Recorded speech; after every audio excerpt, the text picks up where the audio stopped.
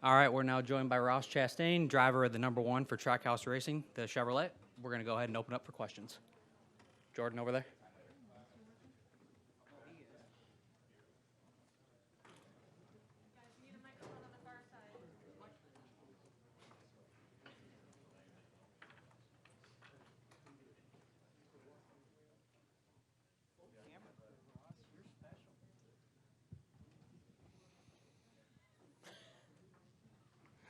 Jordan Bianchi, The Athletic.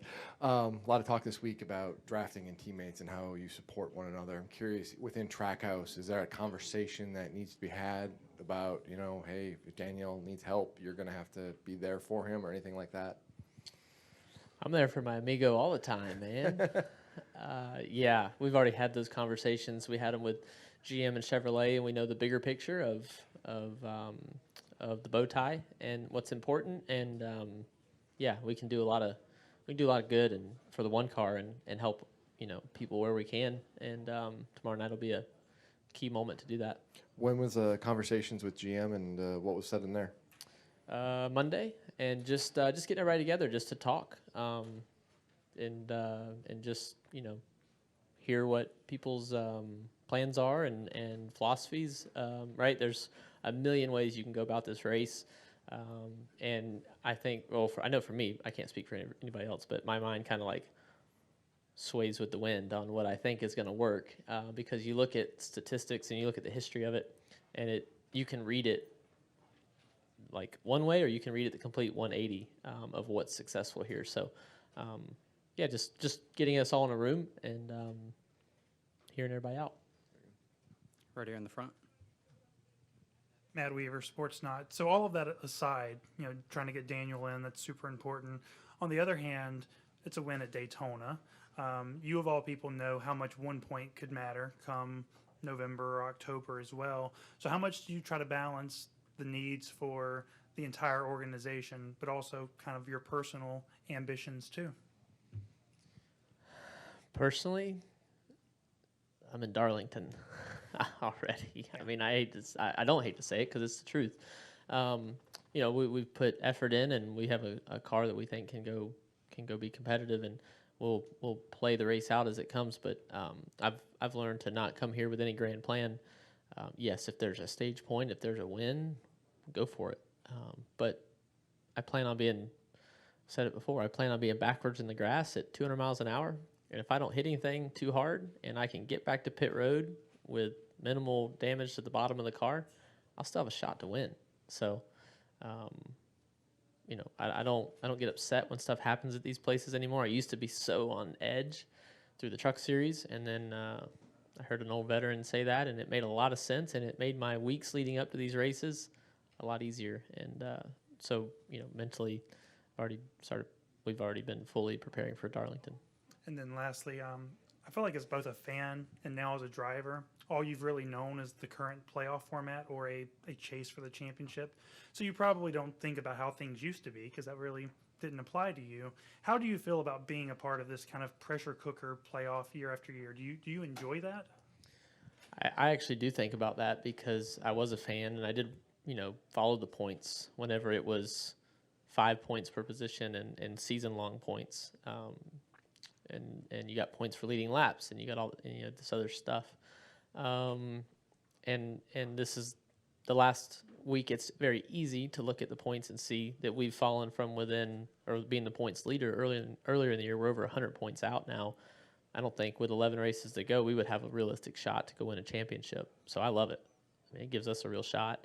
It gives somebody like Chase, who's missed races, a shot. Alex, right? Like guys that are hundreds of points back and have missed races would never have been in contention. So I love it because it allows for me to have a shot. I've had the points lead. We've lost it. We've given up over 100 points, and we wouldn't have a shot without it.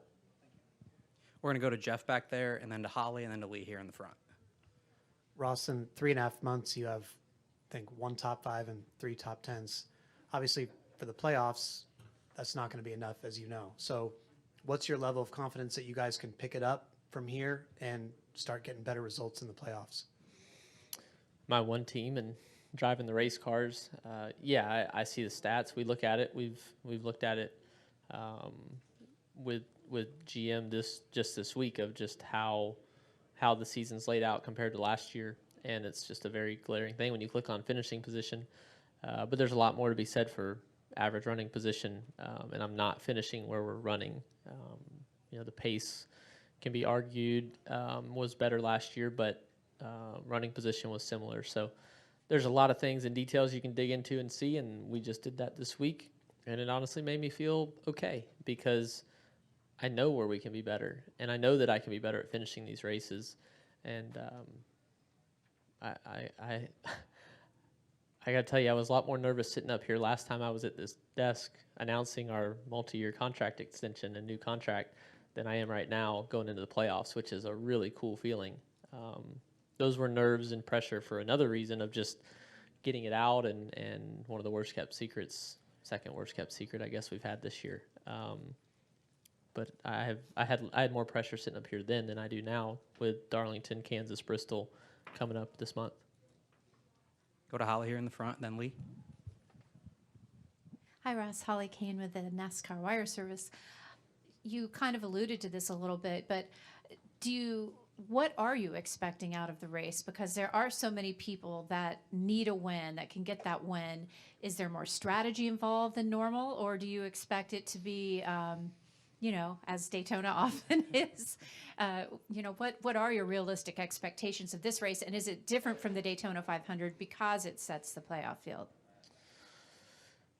Well, I think Ricky was just up here. He'd argue that it set his playoff field in February, and he won the Daytona 500. So that is nothing to not look at coming here in February, and it's a great reminder for everybody that you can just set your season to basically a permanent win for the year if you win the Daytona 500. That's a lifetime achievement like Ricky was able to accomplish. But here, what do I expect? Lee? Yeah, I expect all of it. Like, I expect everything, all the highlights that we're going to see, all the highlights we know. I don't expect a ton of cars to be running at the end. Would probably be the only thing I could really confidently say I expect. Everything else is I could expect all of it. And then for me, I can only control my variables that I can, directly control. So that's saving fuel, that's getting on and off pit road correctly, staying with my group that we pit with the best I can, staying in the pit stall long enough while Brooke, our gas man, fuels the car and we get the right amount of fuel in it each stop so that we don't have to take more fuel later. Those are the things that I can control. After a decade in NASCAR, you had a breakout season at the top level last year. What did you learn going through each of the playoff rounds, and getting all the way as far as you did in the playoffs that you can take with you this season? Yeah, a lot. I learned a lot. Learned a lot about myself and our group at Trackhouse because I had questions of could we step up. There was some similar comments to what Jeff said last year about some stats that were looking a little lower, and we went to those races to Darlington and we were fast and we did what we needed to do. We kept air in the tires at the Texas race where everybody was blowing tires, and like my group did everything right to not blow a tire.